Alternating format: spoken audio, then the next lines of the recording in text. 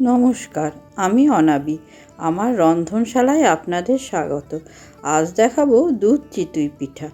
প্রথমে কিছুটা সিদ্ধ চাল জলে 7-8 ঘন্টা ভিজিয়ে রেখে দিয়েছিলাম। এবার সেগুলো জল থেকে তুলে ছেঁকে নিয়ে মিক্সার গ্রাইন্ডারে দিয়ে দেব। দিয়ে নিয়ে একটা মিহি পেস্ট করে নেব।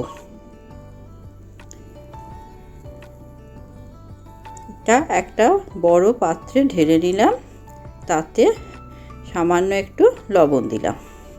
এবার ভালো করে জিনিসটা এইভাবে নেড়ে গুলে নিতে হবে। তারপর গ্যাস ধরালাম, গ্যাসের মধ্যে লোহার একটা কড়াই বসালাম। আমি লোহার কড়াইতেই করব, আপনারা মাটির সরাতেও করতে পারেন, এছাড়া অন্য কোনো কড়াইয়েও করা যাবে। আর তাতে অল্প একটুখানি তেল ব্রাশ করে নিলাম। কড়াইটা গরম হবে, তারপর এর মধ্যে ওই যে ব্যাটারটা গুলে রেখেছিলাম সেই চাল গুঁড়ির ব্যাটারটা এর মধ্যে 1 হাতা করে দিয়ে দেব। দিয়ে একটা ঢাকা দিয়ে দেব। এটা 20-30 সেকেন্ড রাখবো এভাবে। তারপর সামান্য একটু জল চারিদিক থেকে একটু করে দিয়ে দেব। আবার 20 সেকেন্ড মতো রেখে তারপর ঢাকা খুলে সেটাকে হালকা করে তুলে নেব। দেখুন কত সুন্দর উঠে গেল। এবারে আবার একবার তেল ব্রাশ করে নিয়ে আবার 1 হাতা দিলাম। এইভাবে একে একে চিতই পিঠাগুলো সব বানাবো।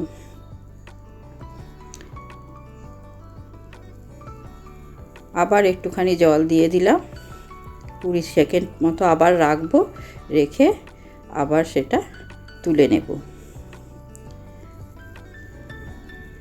দেখুন কত সুন্দর উঠে যাচ্ছে।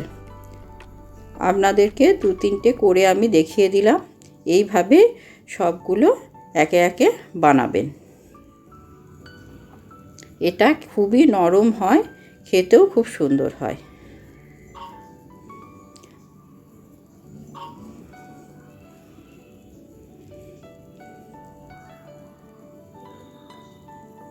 দেখুন আপনাদের একটা একটা করে বানিয়ে আমি দেখাচ্ছি। দেখুন কত সুন্দর নরম হয়েছে, আর পেছনটা জালিও পড়েছে কত সুন্দর। ঠিক এই রকম চিতই পিঠাগুলো হবে। পেছনটা জালিদার হবে আর নরম হবে। আমার সবগুলো ভাজা হয়ে গেছে। এবারে গ্যাসের মধ্যে দুধ চাপাবো। আমি 500 মতো দুধ নিয়েছি। দুধটাকে কিছুক্ষণ ফুটিয়ে ঘন করব।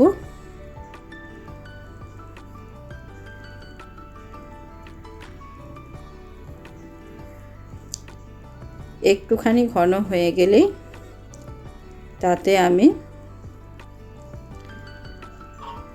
চিনি দিয়ে দেব। আমি 7-8 চামচ চিনি দিয়েছি। আপনারা যদি মনে করেন বেশি মিষ্টি খাবেন তাহলে আর একটুখানি বেশি চিনি দিতে পারেন।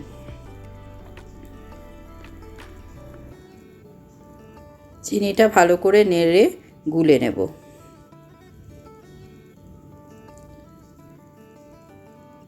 চিনিটা প্রায় গলে আসবে, বারবার করে নেড়ে দেব। তার মধ্যে 1/2 চা চামচ এলাচ গুঁড়ি দিয়ে দিলাম। এবার সেটা দিয়েও ভালো করে নেড়ে চেড়ে নেব।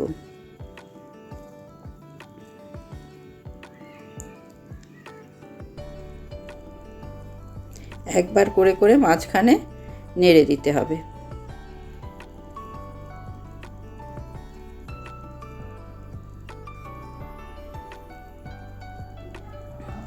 এবার একটুখানি খেজুর গুড়ের পাটালি দিলাম। এটাতে দুধের কালারটাও ভালো আসবে আর একটা সুন্দর গন্ধও আসবে। এবার একে একে চিতই পিঠাগুলো এর মধ্যে দিয়ে দেব।